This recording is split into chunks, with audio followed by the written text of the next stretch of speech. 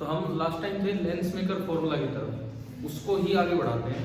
Lens maker formula का proof हमने देख लिया था और कुछ इस तरह का फॉर्मूला बना था 1/f that is equal to n lens upon n surrounding minus 1 into 1/r1 minus 1/r2। Question you आ जाए कि what are the 3 conditions to apply this formula. कौन कौन सी 3 कंडीशन है जब ये फॉर्मूला वैलिड होता है, बताओ। लेंस थिन हो पहली कंडीशन, और उसके अलावा बताओ 3 कंडीशंस हैं। पहली condition lens should be thin, दूसरी condition rays should be paraxial, तीसरी condition medium on both the side should be same. समझ गए हो ना, तभी जाके ये फॉर्मूला लग पाता है, नहीं तो नहीं। क्लियर है। अब जैसे क्या होता है, मान लो ऐसे सवाल इस तरह से आ जाए कि हमने साइड टाइम थोड़ा गैप आ गया, उसमें ऐसे सवाल दिए जिसमें मीडियम अलग अलग है दोनों से, करवा दिए थे। दिखाना एक बार।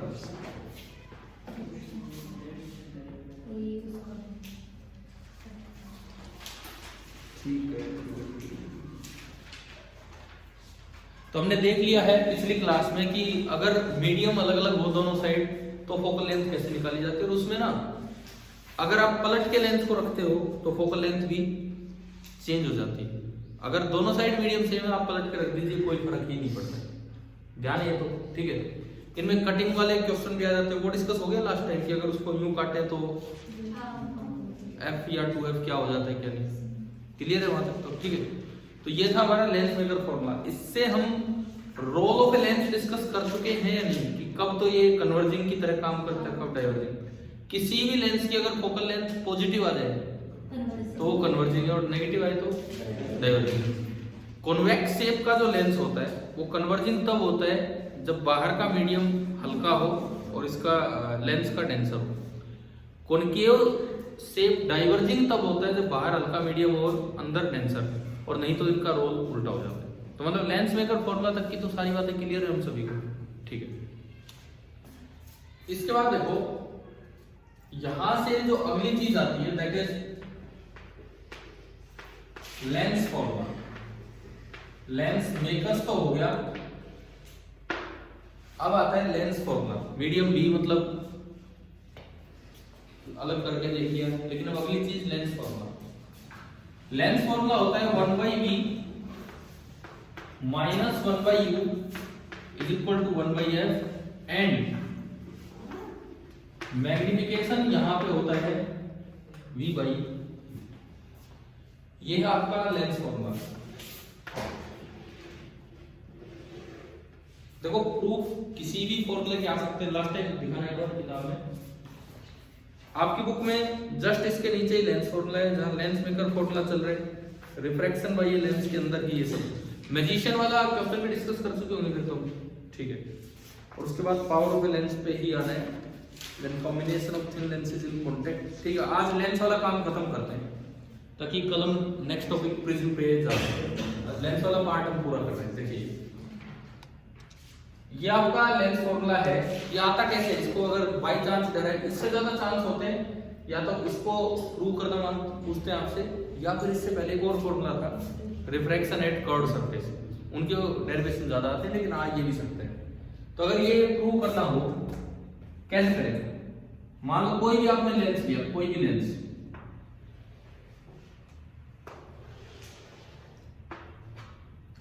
ठीक है, और इसकी फोकल लेंथ है f, यह हमें दिया गया। और अगर मैग्निफिकेशन भी प्रूव करना चाह रहे हैं तो कोई बड़ा ऑब्जेक्ट हो, तभी तो मैग्निफिकेशन पे आ पाएंगे। इसकी हाइट मैंने मानी h1, ऑब्जेक्ट जहां रखा है उसका कोऑर्डिनेट u। सबसे पहली बात, लेंस में क्या हम पहले एक वीक पहले ऑप्टिकल सेंटर और दो फोकस दोनों का जिक्र हो चुका है। ऑप्टिकल सेंटर क्या होता है कि अगर इस तरह से लेंस पे कोई रे आती है कि इंसिडेंट और इमर्जेंट रे एक दूसरे के पैरेलल हो, तो प्रिंसिपल एक्सिस को बीच में से रे कहां कट करती है उसको क्या बोलते हैं, ऑप्टिकल सेंटर। और अगर थिन लेंस हो तो अनडेविएटेड बिल्कुल ही सीधी चली जाएगी, वहां से थोड़ा भी शिफ्टिंग नहीं होगी। फोकस फर्स्ट फोकस क्या था, वहां अगर आप ऑब्जेक्ट को रखते हो तो इमेज कहां बनेगी, इंफिनिटी पे। सेकंड फोकस क्या था, इंफिनिटी से अगर रेज आए तो इमेज कहां बनेगी, सेकंड फोकस पे। वो था आपका सेकंड फोकस। अब देखिए, अब ये फॉर्मूले देखते हैं यहां से। पहली बात इसकी, ये रे डायग्राम कैसे कंप्लीट करें, इस पे अगर हम आए, देखो ये एक ऑब्जेक्ट है ए बी, ये आपने ऑब्जेक्ट किया ए बी, इसकी इमेज बनानी है तो एक रे तो बी से लीजिए ऑप्टिकल सेंटर से, ये बीच में कहीं होगा, ये रे तो जाने दीजिए अनडेविएटेड। मान लो इसकी फोकल लेंथ पॉजिटिव है तो इसका सेकंड फोकस यहां कहीं होगा आगे F2। दूसरी रे आप यहां से लीजिए पैरेलल टू प्रिंसिपल एक्सिस। अब लेंस को तो लगेगा कि ये कहां से आ रही है, इंफिनिटी से, तो लेंस तो इसको पास करा देगा कहां से, फोकस। ये बनी बी बी डैश और यहां से परपेंडिकुलर डाल दिया ये ए डैश। मान लो ये हाइट कितनी है h2, ये इसकी इमेज बनी, ठीक है। अब मुझे यहां से ना दो फॉर्मूले प्रूव करने हैं जो ऊपर लिखे हैं, लेंस फॉर्मूला इनको बोल देते हैं, ये भी पैरेक्सल रेज के लिए ही वैलिड है, सब कुछ वही है। ये ऑप्टिकल सेंटर जिसे हम पी पोल की तरह रिप्रेजेंट कर देते हैं, इसका कोऑर्डिनेट u0, इसका कोऑर्डिनेट v0 एंड f2 का कोऑर्डिनेट f3, f2 का कोऑर्डिनेट है f0। क्लियर ना यहां तक तो ये सारी बातें, ठीक है। अब मुझे एक बार आप कुछ भी आगे बढ़ो उससे पहले बताओ u कितना है, minus P A, P A हो गया, v कितना, वो plus P A dash, f कितना, प्लस का p f2। क्या ये कोऑर्डिनेट्स लिखने आ गए हमें। मैग्निफिकेशन कितना, मैग्निफिकेशन बाय डेफिनेशन अगर मैं यहां मैग्निफिकेशन लिखूं, मैग्निफिकेशन होता है height of image upon height of object. लेकिन अगर रे डायग्राम में उल्टा दिख रहा हो, इमेज उल्टी बन रही है तो मैग्निफिकेशन नेगेटिव होता है। तो यहां पे मैग्निफिकेशन क्या होगा, minus of h2 by h1, ये आपका होगा मैग्निफिकेशन। क्लियर ना। अब ये तो रिलेशन है डिस्टेंसेस में, और h2 h1 ये हाइट है, तो कहीं ना कहीं सिमिलर ट्रायंगल होगा, जरा रेशियो का यूज होगा। देखते हैं, ढूंढते हैं। मान लो ये एंगल अल्फा, तो ये एंगल भी कितना होगा, अल्फा होगा। क्या ये ट्रायंगल और ये ट्रायंगल सिमिलर नजर आ गई आपको, ये 90 है, ये 90 डिग्री, एक एक एंगल अल्फा होगी सिमिलर। समझ गए कौन कौन सी, पी ए बी और P A dash B dash. Triangle P A B is similar to triangle P A dash. तो क्या रेशियो क्या बनेगा, यहां से देखो h1 अपॉन पी ए की वैल्यू कितनी है, माइनस यू। समझ रहे हो ना, वो नेगेटिव नहीं है, वो पॉजिटिव है क्योंकि u खुद नेगेटिव है। तो यहां से बनेगा h1 upon minus u is equal to, उधर से बोलो h2 अपॉन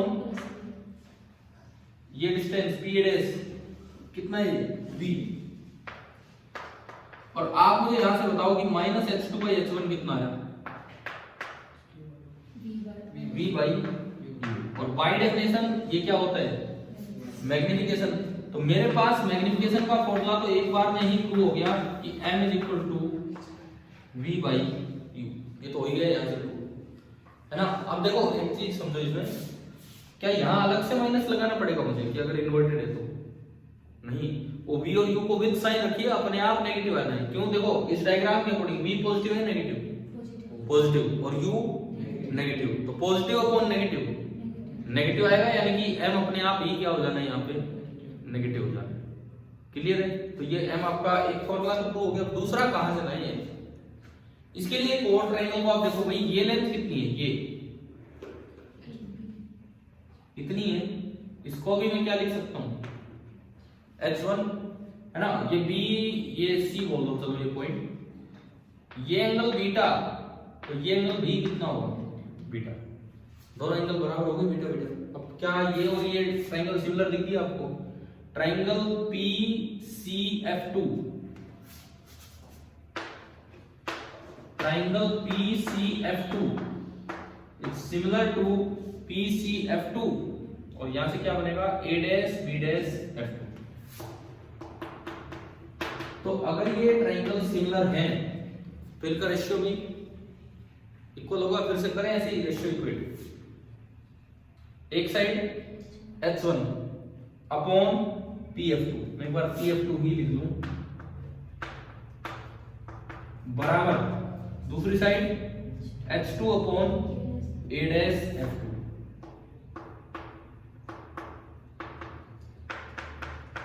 H1 अपॉन, पहले ना यहां से मैग्निफिकेशन टाइप ही बना दो, फिर उसको भी बाई यू से इक्वेट करके हमारा फॉर्मूला डिराइव हो जाएगा। मुझे मैग्निफिकेशन चाहिए, वो क्या है, minus H2 by H1।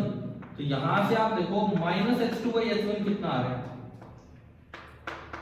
H2 ऊपर रखो, H1 नीचे ले जाओ, इसको ऊपर भेज दो, क्या आ रहा है A dash F2 upon PF2 और बाहर क्या लगाना पड़ेगा, माइनस। बताओ ये आया क्या समझ, आगे ना। अब इनको VU और X से रिलेट करो, A डैश F2 ये दूरी है, पूरे में से ये घटा दे, पूरी कितनी है V, और ये कितनी है F। तो क्या मैं इस डिस्टेंस को लिख सकता हूं V माइनस F। अभी बताओ ये आ गया समझ, इस दूरी को हम लिख सकते हैं V माइनस F। अच्छा ऐसे ही और क्या लिखना है, PF2 तो वैसे ही है, छोटी सी डिस्टेंस हो तो क्या है F। तो ये आपका बना, यहां मैं आगे बढ़ाऊं तो magnification is equal to minus of, ऊपर तो आया V माइनस F और अपॉन F। क्लियर। अभी थोड़ी देर पहले आपने प्रूव किया था कि मैग्निफिकेशन क्या है V बाई U, और अब ये हो गया, तो मैं दोनों को इक्वेट कर सकता हूं फ्रॉम इक्वेशन 1 एंड 2। क्लियर हो रहा है, ठीक है। तो मैंने इनको इक्वेट किया फ्रॉम इक्वेशन 1 एंड 2। देखिए 1 एंड 2 से क्या बना, यहां तो आया V by U is equal to, minus को एडजस्ट कर लो तो F minus V upon F। ठीक है, क्या ये इस तरह से अरेंज हो पा रहा है, रीअरेंज, क्या ये इस तरह से रीअरेंज हो पा रहा है। देखिए F से अलग अलग डिवाइड कर दो, ये मैं हटाऊं यहां से, V by U 1 minus V by F, दोनों साइड V से डिवाइड कर दो, 1 by U 1 by V minus 1 by F। V से डिवाइड किया, 1 बाई F को इधर ले आओ is equal to 1 by V, और उधर ये गया माइनस 1 बाई। तो अभी बताओ क्या ये लेंस फॉर्मूला भी हमें डेराइव करना आ गया कि नहीं। मतलब रिफ्रैक्शन में स्टार्टिंग में ही ये 2-3 डेरिवेशंस हैं, पहले रिफ्रैक्शन एट कर्व्ड सरफेस, फिर लेंस मेकर फॉर्मूला, और फिर आपका लेंस फॉर्मूला। ठीक है, चलें कुछ आगे बढ़े अब इसके बाद। अब देखो ये लेंस फॉर्मूला डेराइव करवाने के कम चांस है, बाकी आ सकता है, क्योंकि आउट ऑफ सिलेबस चीज नहीं है कि ये कोई 10वीं लेवल की चीज हो, ये पूछा जा सकता है आपसे। लेकिन इस फॉर्मूले से दूसरी जो चीज हमारे दिमाग में आना चाहिए, क्योंकि रिफ्लेक्शन हटा दिया इस साल सिलेबस से, है ना, तो यहां से कई बार कुछ ऐसे छोटे छोटे सवाल आते हैं, किस टाइप के, जैसे मैं आपको बताऊं, हटा दो नहीं, ठीक है।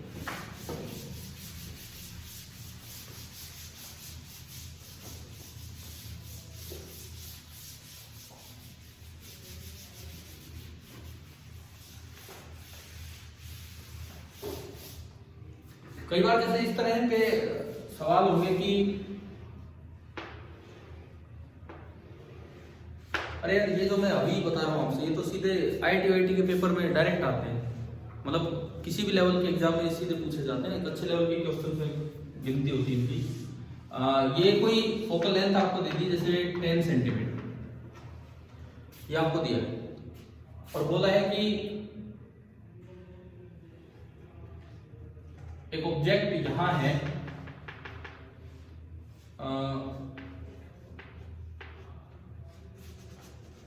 सपोज ऑब्जेक्ट यहां से रखा है 40 सेंटीमीटर पे, ठीक है। क्वेश्चन इस तरह से आ गया कि if the object is displaced towards the lens, if the object is displaced towards the lens by 2 millimeter, find the displacement of its image.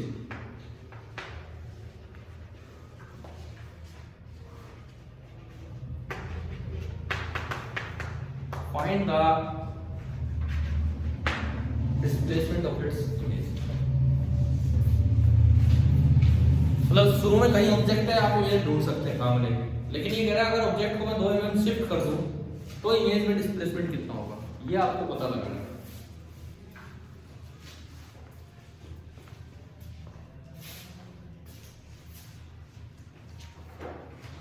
एक बार आप नोट करके पहले तो इमेज की पोजीशन बताओ क्या आ रही है, लेंस फॉर्मूला लगा के बिना डिस्प्लेसमेंट के क्या पोजीशन आ रही है।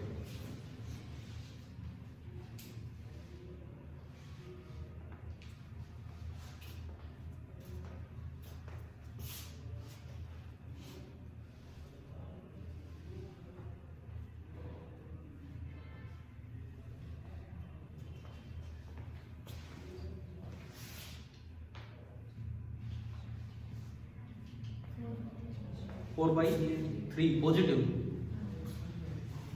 आपने इनिशियल सिचुएशन पे ध्यान दिया, u कितना -40 सेंटीमीटर, f कितना प्लस का 10 सेंटीमीटर, तो मुझे v निकालना है पहले तो 1 by v minus 1 by u, तो माइनस माइनस प्लस हो गया इज इक्वल टू 1 बाई 10। यहां से आया 1 by v is equal to 1 by 10 minus 1 by 40, LCM आया 40 और ये ऊपर आ रहा है 4 माइनस 1 3 बाई 40, तो v कितना आया 40 बाई 3 सेंटीमीटर। लेकिन सवाल में ये तो नहीं पूछा, हमसे तो पूछा है कि अगर मैं इसको 2 mm शिफ्ट कर दूं तो इमेज कितना शिफ्ट होगी, ये कैसे निकालें। एक तरीका ये है कि हम नई पोजीशन लिखो, नया भी निकालो, फिर उनका डिफरेंस, पर थोड़ा इस पे ध्यान दो। ये तो कितना है 40 सेंटीमीटर, और ये मैंने किसमें दिया है, ये तो घटाना भी मुश्किल हो जाएगा, तो कैलकुलेशन बहुत मुश्किल। भाई 2 mm का मतलब 0.2 सेंटीमीटर टुवर्ड्स द लेंस, 40 की बजाय 0.2 घटाओगे कितना हो गया 39.8। अब फिर से यही कैलकुलेशन करनी बड़ी मुश्किल हो जाएगी, 40 की जगह क्या पुट करना पड़ेगा आपको 39.8, फिर सोल्व करना बड़ा मुश्किल हो जाएगा। एग्जैक्ट आएगा आंसर लेकिन सोल्व करना मुश्किल है, तो कैसे करें फिर इनको, यूजिंग डिफरेंशिएशन। अब वो बताता हूँ आपको, देखिए लिख लिया ना ये सवाल को, हाँ वही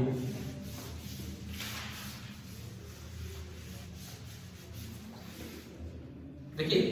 आप क्या करो, एक जैसे आपकी लेंस इक्वेशन है 1 by v minus 1 by u is equal to 1 by f, दोनों साइड टाइम के रिस्पेक्ट में डिफरेंशिएट कर दो, dy dt of v raise to power -1, dy dt of u raise to power -1, और इनके चलने से लेंस की फोकल लेंथ में कोई बदलाव नहीं होता है ना। तो v की पावर -1 का डिफरेंशिएशन क्या होगा, -1 एज इट इज v की पावर -2 और into dv by dt, -1 as it is ये पीछे आया प्लस u की पावर -2 और into du by dt is equal to 0। Clear. यहां से देखिए क्या बन रहा है, dv by dt that is equal to minus plus हो जाएगा, इसको जब उधर भेजोगे तो ये इधर 1 बाई v स्क्वायर है और वो उधर बनेगा 1 बाई u स्क्वायर, तो जब इसको भी ऊपर ले जाओगे तो v बाई u का होल स्क्वायर और इनटू du बाई dt। ये एक बड़े काम का फॉर्मूला है जो मोशन के बारे में बताता है, जो स्पीड के बारे में बताता है कि it represents the instantaneous speed of image with respect to mirror, it represents the instantaneous speed of object with respect to mirror, mirror के रिस्पेक्ट में du by dt, u position है तो उसका डिफरेंस। क्लियर है। मतलब पहली बात, अगर सवाल यूं होता कि यहाँ पे देखो, मैं इसी में थोड़ा सा चेंज करके आपसे पूछता हूँ, अगर सवाल ये होता कि यहाँ पे ये इधर जा रहा है 2 सेंटीमीटर पर सेकंड से। बताओ इमेज की स्पीड क्या होगी? पहली चीज, क्या यहाँ कोई माइनस आया है? क्या यहाँ कोई माइनस आया है? नहीं। इसका मतलब लेंस के केस में ऑब्जेक्ट और इमेज दोनों सेम डायरेक्शन में चलते हैं। अगर ये उधर जा रहा है तो जो इमेज आई कहाँ थी? इमेज 40/3 पे 40/3 पे आई थी, तो इमेज भी आगे ही जा रही होगी। अगर इसकी स्पीड दी होती 2 सेंटीमीटर पर सेकंड, तो इसकी यहां से निकलेगी v/u। पहले v/u कर लो, 40/3 डिवाइडेड बाई -40 -1/3। मैग्निफिकेशन -1/3 आ रहा है, तो उसका स्क्वायर 1/9। क्लियर? और इनटू 2, तो ये कितना आ गया आपका? 2/9 सेंटीमीटर पर सेकंड। इंस्टेंटेनियस स्पीड आ गई। ये इतना छोटा डिस्प्लेसमेंट दिया था इस सवाल में, इतना छोटा डिस्प्लेसमेंट है कि आप मान सकते हो कि लगभग इस दौरान वो इंस्टेंटेनियस स्पीड से ही चला है। ठीक है? ये यूं कहें, इसी फॉर्मूले में dt काट दो for small displacement. For small displacement this formula is equal to dv is equal to magnification का स्क्वायर इनटू du। मैग्निफिकेशन आपका अभी निकला -1/3 है ना भाई? v/u करेंगे -1/3। ठीक है? उसका स्क्वायर कितना? 1/9। और du मतलब स्मॉल शिफ्ट इन u। कितना शिफ्ट दिया था? 2 mm, तो वो 2 mm है। तो ये आपका dv आ गया 2/9 mm away from the lens.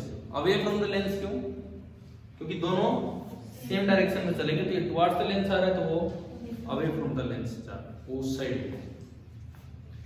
क्या समझ आया कि नहीं आया बताओ? ठीक है? लेंस फॉर्मूला मतलब इस तरह से डायरेक्ट यूज हो जाता है।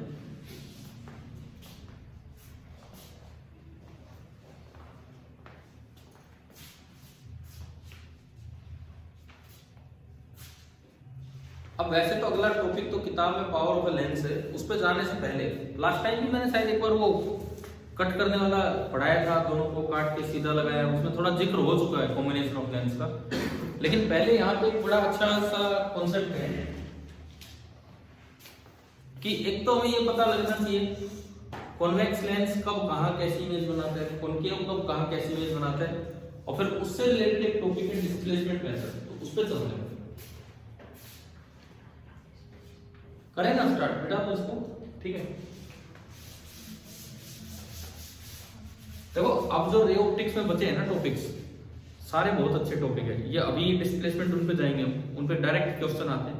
प्रिज्म से डिफ्रैक्शन ना, प्रिज्म से रिफ्रैक्शन, ये भी एक बड़ा अच्छा इंपॉर्टेंट कॉन्सेप्ट है। उसके बाद आएगी मोस्ट इंपॉर्टेंट चीज optical instrument, microscope and telescope. वो बहुत ढंग से आने चाहिए आपको, क्योंकि सीधे 5-5 नंबर के सवाल आते हैं। ठीक है? तो वो चीज तो क्लियर हो जानी चाहिए।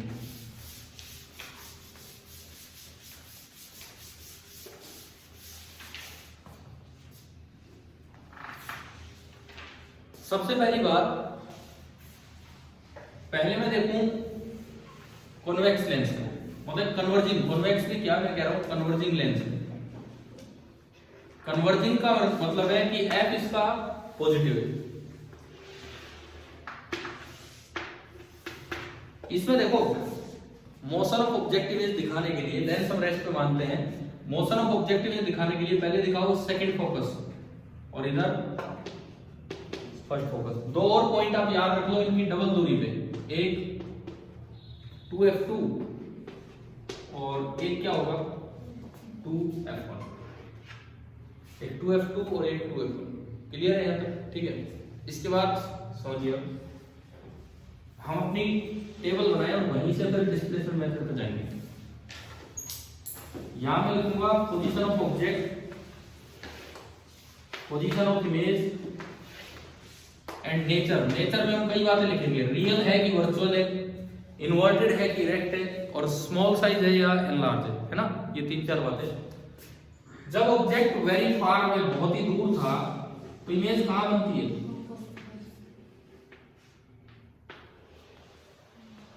कहां बनती? कौन से फोकस पे? सेकंड।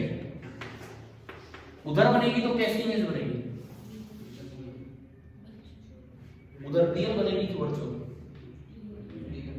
लेंस है, लेंस में तो रेज जाती उधर है, और अगर उधर इमेज बनी है तो इसका मतलब कैसी इमेज है? हाँ, रियल ऑब्जेक्ट की रियल इमेज।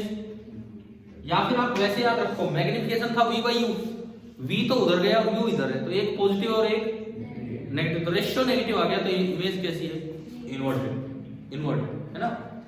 साइज की बात, डिस्टेंस से अंदाजा लगाओ, वो बहुत दूर है और ये बहुत ही पास है तो छोटी। V कम है तो इमेज छोटी बनेगी और V बड़ा है तो इमेज बड़ी बनेगी। क्लियर? तो यानी कि ये डिमिनिश, छोटी इमेज।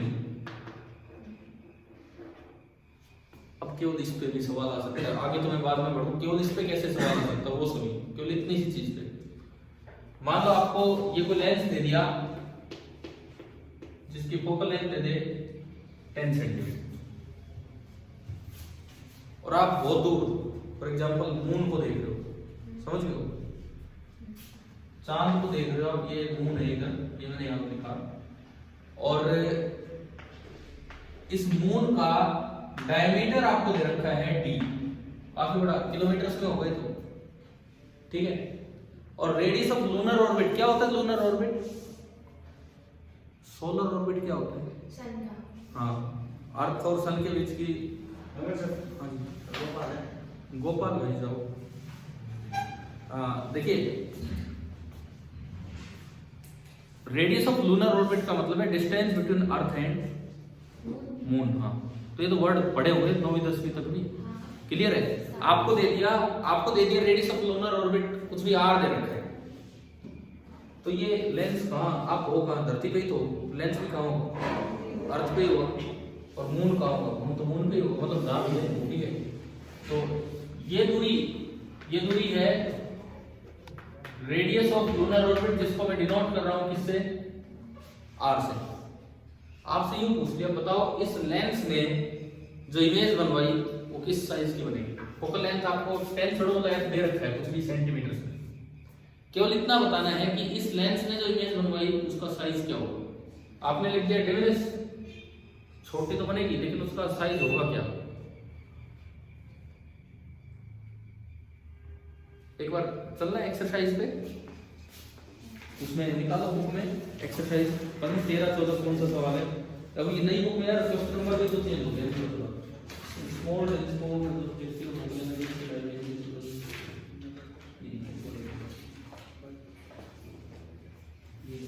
ये 14th का ए, 14th का बी, हाँ ठीक है, 14th का बी देखिए, पेज नंबर 346 पे 14th का बी, पेज नंबर 346 पे 14th का बी। हालांकि इन्होंने थोड़ा नाम ले दिया टेलीस्कोप ऑब्जेक्टिव, अभी चिंता मत करो उस चीज की, वो बहुत अच्छे से पढ़ रहे होंगे। फिलहाल हमारे लिए ऑब्जेक्टिव एक लेंस और कुछ नहीं है ना। क्या लिखा है इसमें 14th के बी में? ये लिखता है if this telescope is used to view the moon, moon देखने के लिए यूज किया जा रहा है, what is the distance of the diameter of the image of moon form by the objective. Objective lens मतलब वो मान लो जो पहला लेंस होता है टेलीस्कोप का, उसे ही हम क्या बोलते हैं, पता है ना ये? तो बस उस एक ने क्या इमेज, फाइनल की बात नहीं कर रहा, बाद में आईपीस और होता वो नहीं, ये एक की। तो क्या यही सवाल बन गया नहीं यहाँ पर? क्या फोकल लेंथ दे रखी है ऑब्जेक्टिव की? बताओ, कहीं ऊपर नीचे कहीं भी focal length of object 15 metre कहीं है क्या? उस सवाल में मिल गई, ठीक है, ये पार्ट में दे रखी होगी। रेडियस ऑफ लूनर ऑर्बिट दे रखा है कितना? आर दे दिया 3.8 into 10⁸ metre. Diameter of moon दे रखा है 3.4 10⁶ मीटर। क्लियर हो रहा है यहाँ तक? अब पूछा है कि जो वो इमेज बनेगी उसका साइज, पहली बात इमेज बनेगी कहाँ? ये मून कहाँ है? डायरेक्ट क्या? सुनो, मून तो भाई हमारे लिए इंफिनिटी पे है, ठीक है, दूरी दे दी, लेकिन ये तो बहुत ज्यादा है as compare to its focal length. तो इस लेंस के लिए लगभग कहाँ होगा? इंफिनिटी पे, ठीक है। एक्चुअली इंफिनिटी पे लिए बहुत दूर नहीं जाना होता आपको, आप सिंपल एक कॉन्वेक्स लेंस लो, सिंपल एक कॉन्वेक्स लेंस लो, है ना। और जैसे थोड़ी भी दूरी पे कोई बिल्डिंग होगी, उसकी फोकल लेंथ कैसे निकालते हैं आप? अप्रोक्सीमेट फोकल लेंथ कैसे निकालते हैं किसी भी लेंस की? कैसे निकालते हैं? ना अप्रोक्सीमेट फोकल लेंथ निकालने का तरीका क्या होता है? सिंपल तरीका ये होता है, कोई भी आपको कोई खिड़की दरवाजा दिख रहा है, वहां बिल्डिंग दिख रही है थोड़ी सी दूर, ठीक है, यहाँ दीवार है, यहाँ दीवार है, उस लेंस को बस यूं थोड़ा बहुत डिस्प्लेस करके देखो, एक जगह रोकना है जब उस बिल्डिंग की एक शार्प और इन्वर्टेड इमेज आपको दीवार पे नजर आ जाए। तो वो बिल्डिंग इतनी दूर है, वो कुछ मीटर्स में है और इसकी फोकल लेंथ किसमें? सेंटीमीटर में। तो हमारे लिए वो बिल्डिंग कहाँ काउंट होगी? इन्फिनिटी पे। और इमेज कहाँ बनी है? फोकस पे। स्केल लेके दीवार की और लेंस की दूरी मेजर कर लो, वो क्या होती है? अप्रोक्सीमेट होगा, और लगभग उतनी ही निकल के आती है, लगभग उतनी ही निकल के आती है। मतलब ये इतना बड़ा सरप्राइजिंग सा लगता है बच्चों को। एक दिन मैं करवा रहा था लैब में, तो मैं बिल्डिंग आरपीएस में बिल्डिंग है, क्या हो गया? अरे बहुत बड़ी बिल्डिंग है, क्या बात है। सुनो, फिजिक्स लैब में मैं था, तो मैं तो कॉनकेव मिरर का करवा रहा था उस समय। तो कॉनकेव मिरर में तो आगे जानी नहीं है, तो हमें दीवार भी सामने वाली लेनी थी। जैसे यहाँ पे दीवार है और इसमें ये जंगला बीच में, ठीक है, खिड़की है, तो खिड़की खोल ली, सामने पीजीटी वाली बिल्डिंग थी इनकी, है ना, आपकी 11वीं वाली बिल्डिंग फिजिक्स लैब के सामने है। तो वो बिल्डिंग थी, कितनी दूर होगी? कुछ मीटर पे ही होगी, और कितनी दूर होगी, लेकिन वो इन्फिनिटी पे काउंट होती है इस छोटे से मिरर के लिए। तो उसको जैसे ही मिरर को यूं लगाया, दीवार पे इतनी क्लियर और इतनी क्लीन इमेज बन गई उसकी बिल्डिंग की। धूप जरूरी है। धूप अगर नहीं होगी तो वहां से रेज नहीं आ रही है, फिर इतनी क्लियर नहीं दिखती, इतनी ना कोई जरूरत नहीं है धूप की लाइट की। धूप उस पर नहीं आनी है, सिंपल रेज आ जाए, मतलब धूप इतनी हो कि लाइट आए वहां टकराए और आ जाए हमारे पास, इस तरह का, समझ गए? वैसे मतलब बादलों जैसा मौसम नहीं होना चाहिए। तो उसमें जैसे वो इमेज दिखी, मुझसे हाँ ये ऐसे करने लगे, भाई क्या हो गया? मतलब इतना ज्यादा अमेजिंग सा लगा उन्हें, और ये छोटी सी चीज थी। मतलब पता है, उन्हें उम्मीद नहीं थी कि सच में बिल्डिंग भी ऐसे नजर आ जाएगी, लेकिन इतनी क्लियर बिल्डिंग नजर आ रही थी उस पर, तो वो यूं ही बस सरप्राइजिंग से काम कर दिया। फिर लेंस का किया, लेंस वाले में दूसरे तरफ जाके किया, पता नहीं मैंने 10th में करवाया था शायद, 10th वालों की थी, या हो सकता है 12th का, याद नहीं मुझे किसमें किया था। तो अब आप इधर देखो, ये सवाल आ गया, ये तो बहुत दूर है, तो मून है, कैसे बताएं इसकी साइज? एनसीईआरटी का सवाल है, तो 14th का भी कैसे बताना होता है, तरीका सुनिए। आप रे डायग्राम बनाएंगे, रे डायग्राम बनाएंगे, सुनिए। यहां से एक रे लीजिए ऑप्टिकल सेंटर से, एक रे ऑप्टिकल सेंटर से ली, वो तो अनडिवाइडेड पास होगी। दूसरी रे चलाओ यहां से, ये इतनी दूर है मून की, यहां आते आते वो रे कैसे हो जाएगी? पैरेलल। समझ गए ना, दूर से आने वाली रे पैरेलल। और हम जानते हैं इन्फिनिटी वाले की इमेज कहां बनती है? फोकस पे। तो आप जहां भी ये इसको यहीं पे जाके मिलवा दो, बन गई image. This is the inverted image of moon, moon की इन्वर्टेड इमेज। अब मुझे इसका साइज ही तो निकालना है। इसका डायमीटर मान लो d डैश, केवल और केवल सिमिलर ट्रायंगल, केवल सिमिलर ट्रायंगल। मान लो ये एंगल थीटा, तो ये भी कितना? थीटा। क्या सिमिलर ट्रायंगल दिख गई आपको? तो रेशियो ऑफ साइड्स कर दो सीधा, d by r is equal to उल्टा d डैश बाई f। क्या यहां से d डैश आ गया? यहां से आप d डैश निकालो तो d डैश आएगा f by r और into d। f by r बहुत ज्यादा छोटा है, f तो 15 मीटर है और r 10 के पावर 8 मीटर है, तो ये बहुत छोटी सी नंबर से मल्टीप्लाई होने से d डैश बहुत ही छोटा आता है। तो मैंने पहला पार्ट जो स्टार्ट किया है उस पर न्यूमेरिकल आपको बताया है कि क्या है। बताओ, ये फर्स्ट पार्ट समझ में आया? ठीक है, थोड़ा और आगे बढ़ते हैं। अब आप ऑब्जेक्ट को चलाओ। अभी तो ऑब्जेक्ट कहां है? इन्फिनिटी पे। अब इसको पास लेके आओ। इसको तो छोड़ो, ये तो मून है, इसको कैसे ला सकते हो? कोई और ऑब्जेक्ट है, उसको पास लेके आओ। ये आप यार खुद चेक कर सकते हो चीजें। ये हम लेंस का कर रहे हैं, मिरर का तो बहुत आसानी से, घर में चम्मच तो होंगी है, कभी उसको यूं देख लो, कभी उसको यूं देख लो। हाँ, तो आप अपने आप चेक कर सकते हो, लेकिन अब रिफ्लेक्शन हट गया तो हमने पढ़ा भी नहीं है इस साल अभी, तो नहीं तो सीधा उससे दिख ही जाता। अच्छा, अब इसके बाद देखिए, देखो इधर इधर ध्यान दो, इधर बातें नहीं। अब मैं ऑब्जेक्ट को लेके चला इंफिनिटी से 2f1। हमने अभी पढ़ा था कि लेंस के केस में ऑब्जेक्ट और इमेज दोनों सेम डायरेक्शन में चलते हैं, क्योंकि फॉर्मूला में प्लस आ रहा था, ठीक है। तो अगले ठिकाने मैंने पहले ही बना दिए। जितनी देर में ऑब्जेक्ट यहां से 2f1 पे आएगा, इतनी देर में इमेज f2 से 2f2 पे चलेगी। भाई ये बड़ा काम का फिनोमेना है जो अभी होने वाला है, ठीक है। बहुत सी चीजें डायरेक्ट सोल्व होंगी इनसे, और अच्छे अच्छे लेवल पे क्वेश्चंस आते हैं बोर्ड से लेके और जेईई और नीट तक सीधे। यहां आप लेके चले इसको इंफिनिटी से 2f1, इमेज कहां चली है? f2 से 2f2। एक बार इसके नेचर की बात करते हैं। उधर है तो रियल, पहली बात उधर है तो रियल, वो उधर ये इधर, मतलब एक v पॉजिटिव u नेगेटिव, तो v बाई u नेगेटिव, तो मैग्निफिकेशन नेगेटिव आने का मतलब इन्वर्टेड। वैसे भी रियल ऑब्जेक्ट की रियल इमेज हमेशा नेगेटिव होती है, ठीक है। रियल की वर्चुअल नेगेटिव मतलब इन्वर्टेड होती है, रियल की वर्चुअल इरेक्ट होती है, ठीक है। अब साइज की बात करो, साइज देखो, स्पीड से जब चलाते हो ना, जब रोकते हो तो डिस्टेंस से देखा करो, चलाते हो तो स्पीड से देखो। स्पीड कौन तेज चला है? ऑब्जेक्ट तो यार वो तो देखो पूरी धरती कवर करके आ गया, इन्फिनिटी से भागा भागा आ रहा है। कहां तक? इन्फिनिटी से कहां तक?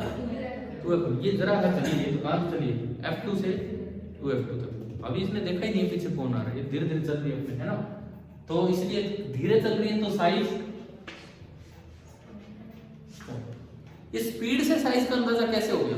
थोड़ी देर पहले आपने एक फॉर्मूला देखा था, स्पीड ऑफ इमेज बराबर मैग्निफिकेशन का square into speed of object, समझ गए हो?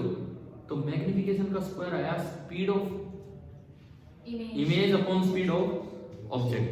अगर स्पीड ऑफ इमेज ज्यादा है तो मैग्निफिकेशन का स्क्वायर 1 से बड़ा है, तो मैग्निफिकेशन भी 1 से बड़ा होगा। अगर स्पीड ऑफ ऑब्जेक्ट ज्यादा है तो मैग्निफिकेशन का स्क्वायर 1 से कम है, तो मैग्निफिकेशन भी 1 से कम।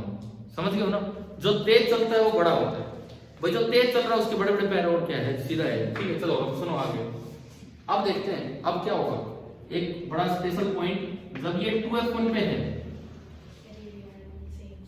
तो इमेज कहां है? 2f2 पे। उधर है तो रियल, इन्वर्टेड, साइज। अब दूरियां दोनों की बराबर हैं तो सेम साइज। अब इसने मुड़ के देख लिया, अब क्या होगा? मुड़ के देख लिया तो फिर फर्क क्या पड़ जाएगा? अब बॉर्डर पे भाग जाएगी और ये उम्मीद छोड़ देगा, बोले भाई नहीं पकड़ रहे, है ना? यही होता है, और कुछ नहीं होना। देखो देखो इससे आगे देखो, और आगे बढ़ाते हैं। 2f1 से ये कहां गया? f1। f1 आप बताओ, f1 ऑब्जेक्ट की कौन सी पोजीशन होती है? हाँ, जब इमेज कहां बननी होती है? इन्फिनिटी। तो अब देखो क्या हाल हो गया, वो बेचारी यहां थी 2f2 से, और कहां भागी? तगड़ा ही खो, है ना? ये अब कौन? अब उधर है तो कैसी इमेज है? रियल, रियल की रियल, इन्वर्टेड। अब साइज की बात करो, बड़ा हो गया ना, ये स्पीड बहुत ज्यादा होगी तो ये काफी बड़ी इमेज है, समझ में आया? और एक आखिरी बात, जब f1 से और ऑप्टिकल सेंटर तक f1 टू लेंस पे चलो, अब उल्टा तो मुड़ नहीं सकती। सुनो भाई, उल्टा तो मुड़ नहीं सकती क्योंकि लेंस के केस में ऑब्जेक्ट और इमेज दोनों एक ही डायरेक्शन, तो फिर अब कहां चलेगी? पीछे से। हाँ, धरती गोल पीछे से आ जाएगी, ठीक है। वो निकला है पीछे से, हाँ तो आ गई ना, पीछे से ऐसी आएगी, ठीक है। चलती रहेगी तो अपने आप आ जाएगी पीछे। अब सुनो, ये अब आएगी इधर से, और ये रुक ही नहीं पा रही है, तो उसने एक बार उसको मुड़ के देखा तो रुक नहीं पा रही। बस छोड़ो इसको। इमेज जो है ना, इमेज जो है वो लगातार इधर आएगी इन्फिनिटी से लेके और कहां तक? लेंस। लेकिन क्या करते आप, वहां पे है तो इधर कैसे आई? बताता हूं। यहां पे इमेज कहां पहुंच गई थी? इन्फिनिटी पे जब भी इमेज होती है तो रेज पैरेलल चलती है। ये मुझे क्या पता पैरेलल रे उधर ही मिलानी है, पैरेलल रे तो इधर भी तो मिल सकती है। इन्फिनिटी वाली इमेज को आप कभी पा ही नहीं सकते। आप जहां तक चले जाओगे उससे थोड़ा सा आ गया इन्फिनिटी, ठीक है, तो आप इन्फिनिटी पे कभी पहुंच नहीं सकते हो। जो रेज चलती है वो कैसे निकलेंगी एक दूसरे के पैरेलल, वो ना इधर मिलेंगी ना उधर। कोई बच्चा सोचे उधर मिल रही है तो भाई ऐसे तो मैं बढ़ा के इधर भी कह सकता हूँ। तो होता क्या है, जस्ट आप इससे थोड़ा पहले ऑब्जेक्ट रखते हो तो इमेज उधर रहती है, और जस्ट इसके थोड़ा आगे ऑब्जेक्ट रखते हो तो इमेज इधर आ जाती है, और यहाँ पे तो इमेज मिलती नहीं है, कहाँ है कहाँ है, समझ गए? रेज बिल्कुल पैरेलल, समझ आ रहा है ये? चलो अभी देखते हैं इन्फिनिटी टू लेंस। अभी इधर होगी तो कैसी इमेज? वर्चुअल है तो क्योंकि v भी पॉजिटिव और u भी पॉजिटिव, तो m ही पॉजिटिव आ गया v बाई u, समझ गए? और साइड भाई ये तो रुकी नहीं है, तो साइज क्या रहेगा इसका? अब आप इस आखिरी केस को छोड़ दो, क्योंकि ये इमेज तो स्क्रीन पे आ ही नहीं सकती। स्क्रीन पे ओनली कौन सी इमेज आती है? Real image. वर्चुअल इमेज तो कभी स्क्रीन पे ऑब्टेन की ही नहीं जा सकती है, हम ओनली रियल इमेज को ही स्क्रीन पे ला सकते हैं। तो एक बार मैं रियल इमेजेस वाली बात देखूं, केवल और केवल रियल इमेज वाली बात। आप ये बताओ, ऑब्जेक्ट और इमेज ऑन स्क्रीन के बीच की मिनिमम दूरी कितनी है? एक बार देखो सुनो, शुरू में ये बहुत दूर था, वो कहां थी? फोकस पे। ये तेज आ रहा है ना, वो धीरे धीरे चल रही है। अभी तो ये तेज आ रहा है, वो धीरे धीरे चल रही है। डिस्टेंस कम हो रहा है ज्यादा हो रहा है? कम हो रहा है। फिर ये तेज चलने लगी तो डिस्टेंस बढ़ने लगा। तो मिनिमम डिस्टेंस कब है? देख के बताओ मिनिमम डिस्टेंस कब है? f2 भी नहीं, जब इमेज 2f2 पे है और ऑब्जेक्ट 2f1 पे। इस वक्त ये जो पॉइंट है, समझ रहे हो, इससे पहले तो ऑब्जेक्ट तेज चल रहा था और उसके बाद इमेज तेज, तो यानी कि मिनिमम सेपरेशन वाला केस तो ये है। अगर आप एक रियल ऑब्जेक्ट की रियल इमेज बनाना चाहते हैं किसी भी स्क्रीन पे यूजिंग अ कॉन्वेक्स लेंस, तो minimum separation between the object and the screen कितना होना चाहिए? 4f। 2f उधर हो गया और 2f इधर। समझ में आ रहा है? यानी कि ये एक बड़े काम का रिजल्ट है कि minimum separation to obtain real image on a screen by using a convex lens must be 4f, where f is the focal length. नहीं तो आपको इमेज मिल ही नहीं पाएगी। समझ आया? ठीक है, एक सवाल इस पे भी कर लेते हैं, आपकी बुक से ही और कहीं से नहीं। तो बताता हूं आपको, पेज नंबर 347 पे क्वेश्चन नंबर 19 देखिए। पेज नंबर 347 पे क्वेश्चन नंबर 19 लिखे अपनी किताब का।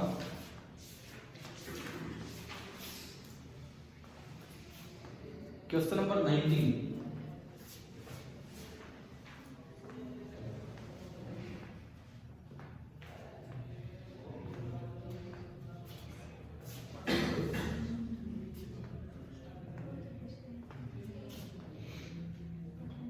भाई पढ़ रहे हो ना? Question number 19, page number 347, NCERT. The image of a small electric bulb fixed on the wall of a room is to be obtained on the opposite wall 3 meter away by means of a large convex lens. What is the maximum possible focal length of the lens required for the purpose? देखिए एक कमरा है, एक दीवार पे कोई bulb लगा हुआ है, उसकी इमेज मुझे चाहिए कहाँ? सामने वाली दीवार पे। और सामने वाली दीवार कितनी दूर है? 3 मीटर। किसकी मदद से मैं ले रहा हूँ वो इमेज? कॉन्वेक्स लेंस की मदद से। अगर मैं दीवार पे इमेज चाहता हूं तो वो रियल इमेज है कि वर्चुअल? रियल। दीवार पे चाहते हैं तो रियल इमेज है, ठीक है। रियल ऑब्जेक्ट, बल्ब तो एक रियल ऑब्जेक्ट है, उधर एक रियल इमेज है। एक लेंस की मदद से रियल ऑब्जेक्ट और रियल इमेज के बीच में कितनी मिनिमम सेपरेशन होनी चाहिए? और इट मींस ये जो सेपरेशन है डी मिनिमम, बताओ इसका यूज कैसे करें वहां पे? ये कैसे पता लगेगा वो मिनिमम आ रही है कि मैक्सिमम? चलो इसने तो पूछ लिया ऐसे कह के, हम कैसे बताएं कि मिनिमम आई है कि मैक्सिमम आई है फोकल लेंथ? इधर देखो तरीका सुनो। अरे इधर देखो एक बार, मान लो दोनों दीवारों के बीच की दूरी है कैपिटल डी। दोनों दीवारों के बीच की दूरी है कैपिटल डी। देखिए यहां ये बल्ब है, ये हमारे लिए ऑब्जेक्ट है, और हम क्या चाहते हैं? इसकी इमेज कहां मिले? सामने स्क्रीन पे। और हम क्या लेके घूम रहे हैं? कॉन्वेक्स लेंस को इधर उधर करके देख रहे हैं। मान लो उस लेंस की फोकल लेंथ कितनी है? f। तो हमें पता है इमेज तभी मिलेगी when d is greater than और इक्वल टू 4f। भाई डी मिनिमम 4f का क्या मतलब है कि डी या तो 4f हो या उससे ज्यादा हो। तो यहां से देखो d by 4 is greater than or equal to f, or you can say f is less than or equal to f या तो इतना हो या इससे छोटा हो, या तो इतना हो या इससे छोटा हो, तो f की मिनिमम वैल्यू आएगी मैक्सिमम। मैं तो यही तो बढ़ा रहा हूँ आगे से। f या तो d by 4 हो या इससे छोटा हो, तो d by 4 क्या है उसकी मैक्सिमम, यानी कि मेरे पास आ गया f मैक्सिमम। अब देखो सुनो, मान लो ये एमसीक्यू बन के आ जाएगी और उसमें दोनों ऑप्शन दे रखे हैं, f मिनिमम इज दिस, एक में f मैक्सिमम इज दिस, और दो अलग से। तो फिर आप क्या करते हैं बच्चे, f बराबर d by 4 तो कर लेते हैं, इस रिजल्ट को याद करके f बराबर d by 4 तो कर लेते हैं, लेकिन फिर वो मिनिमम है कि मैक्सिमम, यहाँ कंफ्यूज हो जाता है। तो ये d मिनिमम है, d should be greater than और इक्वल टू 4f। वहां से देखो अपने आप क्या आ रहा है, f should be less than और इक्वल टू d by 4। समझ आया? d कितना दिया इस सवाल में 3 मीटर, तो f मैक्सिमम आ गया 3 by 4 मीटर। सेंटीमीटर में हो तो इंटू 100 करके देख लो, आंसर एक बार देख लीजिए अपना 0.75। अच्छा उन्होंने डिवाइड करके दे दिया मीटर। देखो छोटे छोटे पॉइंट्स पे सवाल दे रखे हैं, छोटे छोटे पॉइंट्स पे। अभी मैंने यहां शुरुआत की तो क्वेश्चन नंबर 14 का बी पार्ट है, यहां पे भाई क्वेश्चन नंबर कौन सा है 19। ठीक है, इसी सवाल को और किस तरीके से पूछा जा सकता है सुनिए। मान लो यूं आ जाए, एक लेंस है, उसकी फोकल लेंथ है 10 सेंटीमीटर। ठीक है, एक लेंस है, उसकी फोकल लेंथ है 10 सेंटीमीटर। यही बल्ब है, वही दीवार है, 3 कमरे हैं, तीनों का साइज अलग अलग है। एक में दूरी है 39 सेंटीमीटर, एक में 40 और एक में 41। दो दीवारों के बीच की दूरी, एक कमरे में 39 सेंटीमीटर, एक में 40 और एक में 41। आपको एक लेंस दिया गया जिसकी फोकल लेंथ कितनी है 10 सेंटीमीटर। दीवारों के बीच की दूरी पहली बार 39 सेंटीमीटर। इस दीवार पे एक बल्ब लगा रखा, उधर इमेज चाहिए। बताओ क्या लेंस की कोई पोजीशन ऐसी मिल सकती है या नहीं कि सामने इमेज मिले? एक बार मैं फिर बोल देता हूं ताकि कंफ्यूज ना होना। लेंस की फोकल लेंथ कितनी है 10, दोनों दीवारों के बीच की दूरी ली है हमने 39 सेंटीमीटर। तो मैं क्या लेंस की कोई ऐसी पोजीशन ढूंढ सकता हूं कि उस बल्ब की इमेज वहां मिले? नहीं। क्यों? कम से कम दूरी कितनी होनी चाहिए 40, और दीवारों के बीच की दूरी दे कितनी रखी है 39। मैंने कहा अभी एक पार्ट, पहले पार्ट में, तो क्या मिलेगी? नहीं। 40 हुई तो बिल्कुल एक पोजीशन मिलेगी, वो भी तब जब लेंस कहाँ हो मिड पॉइंट पे। 2f ये बच जाए और 2f ये बच जाए, भाई 20 ये 10 का लेंस है ना, एक पोजीशन मिलेगी। और 41 हो तो दो मिलेंगी, एक मिड पॉइंट से पहले मिलेगी और एक मिड पॉइंट के बाद। तो अब आप उस पे आओ, मिटा दो यार, ये आया नहीं समझ? ठीक है, 2 पोजीशन वाला जो तरीका है उस पर चलते हैं।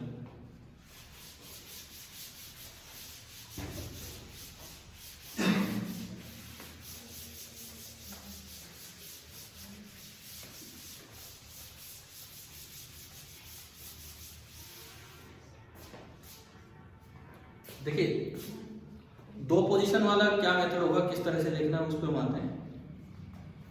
सपोज ये कोई ऑब्जेक्ट है जिसकी हाइट है h, सामने ये स्क्रीन है और ये जो दूरी है ये कैपिटल D है, and this capital D is greater than 4f। जो भी हम लेंस लेंगे उसकी 4f वैल्यू से ज्यादा है।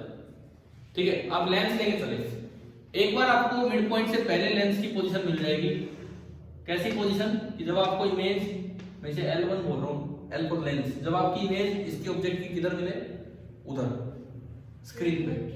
क्या लेंस है? लेंस की फर्स्ट पोजीशन को मैंने L1 नाम दिया है। ये देखो ना, इस केस में कितनी पोजीशन मिलेगी? तो कौन सी पोजीशन? जब इमेज कहां मिले आपको? स्क्रीन पे। रियल इमेज मिलेगी कि वर्चुअल? रियल। इन्वर्टेड की रेक्ट? इन्वर्टेड। बड़ी या छोटी? क्यों? छोटी मिलेगी, वो तो नोज के बड़ी मिलेगी। क्यों बड़ी मिलेगी? बड़ी मिलेगी। ये दूरी बोर्ड पे देखो, ये दूरी ज्यादा है और ये दूरी कम है, तो इसका मतलब v ज्यादा है, तो v by u 1 से बड़ा होगा मान लो पहली बार जो इमेज मिली उसका साइज कितना है, h1। क्लियर। सपोज ये दूरी x है,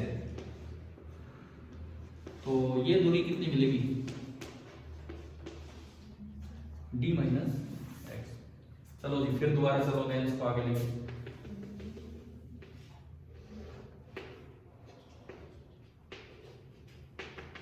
एक और पोजीशन मिलनी है मिड पॉइंट से उधर, नहीं ये होगा कहीं मिड पॉइंट बीच में, ठीक है। अगर बिल्कुल ही d बराबर 4f होता तो एक ही पोजीशन मिलती, d लेस देन 4f होता तो एक भी पोजीशन नहीं मिलती। अब अगर d ग्रेटर देन 4f है तो एक और पोजीशन मिलेगी, उसे मैं नाम दूं क्या, L2। और ये पता कैसे मिलेगी, ये इंटरचेंज हो जाएगी। हाँ ये दूरी ये कितनी हो जानी है, और ये वाली दूरी आपकी हो जानी है x। अब बताओ ये छोटी मिलेगी बड़ी, छोटी क्यों, ये v कम हो गया, इन्वर्टेड मिलेगी क्योंकि ये रियली मिलेगी, दिख रही है ऑब्जेक्ट से छोटी, ठीक है। और इस हाइट को मैंने बोल दिया क्या, h। क्या ये एलिमेंट समझ आ गया। अब अगर मुझसे पूछा जाए कि अगर दोनों पोजीशंस के बीच की डिस्टेंस है स्मॉल d और वो दूरी है कैपिटल D, तो focal length of the lens क्या होगी। इस मेथड को नाम दिया जाता है displacement method to find the focal length of convex lens. Diagram आ गया समझ, क्या कह रहे हो। अब बताओ आगे कैसे बढ़े। देखो सबसे पहली बात, इस h1 और h2 में एक बड़ा अच्छा सा रिलेशन है, h is equal to under root of h1 into h2। अगर एक्सटेंडेड ऑब्जेक्ट आए तो हमें फॉर्मूला याद होना चाहिए। कैसे है देखिए, बड़ा आसान है। कैसे है देखो, बड़ा आसान है। पहले इस केस में मैग्निफिकेशन देखो m1, नहीं बाई डेफिनेशन तो होगा minus h1 by height of image upon height of object. Minus इसलिए कि वो कैसा है, इन्वर्टेड है।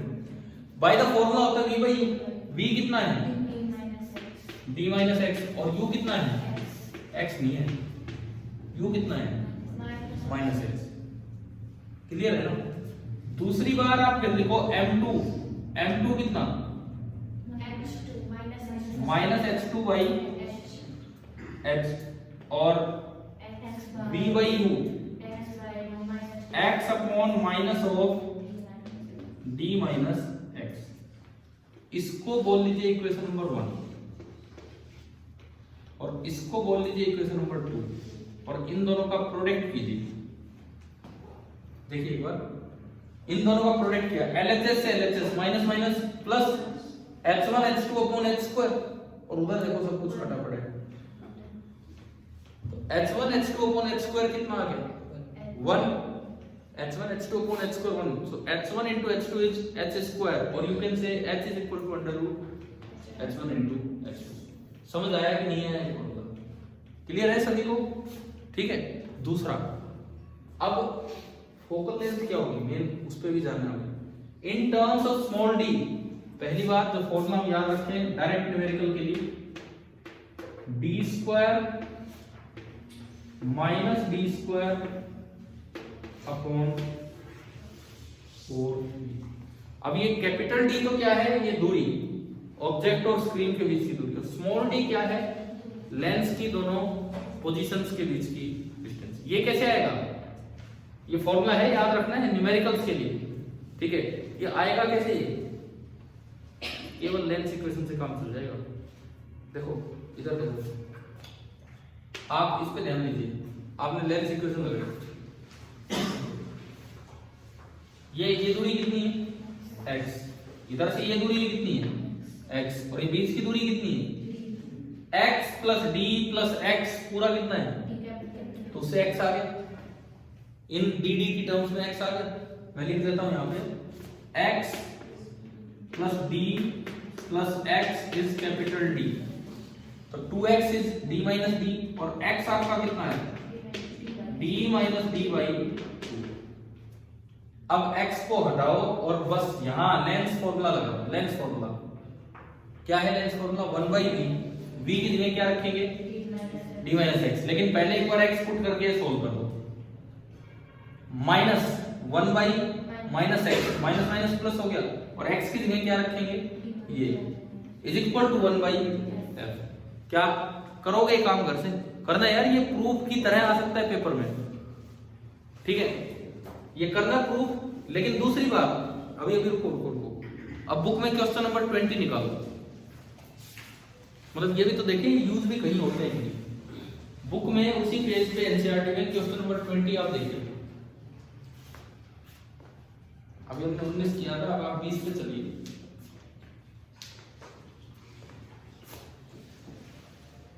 क्या ऐसा ही कुछ है क्या? पढ़ो एक बार सवाल number 20 page number 347, page number 347 पे क्वेश्चन नंबर 20 देखिए।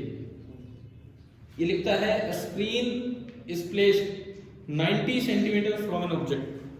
ये कौन सी डिस्टेंस दी बताओ इन सब में से? Capital D.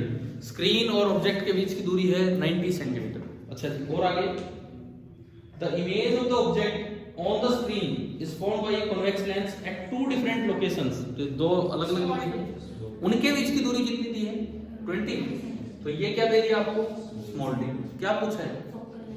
तो यार अब तो हमारे सामने वो फॉर्मूला लिखा जो आप घर से निकाल के लाओगे, करोगे ना, ये मैंने तरीका जो बताया उससे। ये x आया उसको उसमें पुट करना, यहां भी देखना, फिर v और u लगा के अपना लेंस इक्वेशन लगा के और ये लेके आना, ये प्रूफ करना है। और ये अपना अभी करके देख लो, f focal length 90 square minus 20 square upon 4 into 90। एक बार अप्रोक्सीमेटली कैलकुलेट करके देख लो, पीछे अपना आंसर मैच करके देख लो, अप्रोक्सीमेटली कैलकुलेट करके।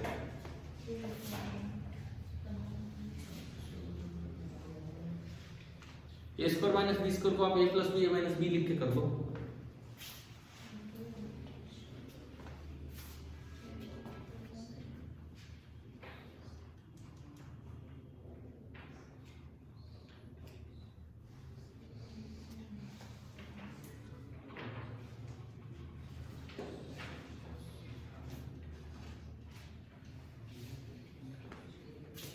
आ गया?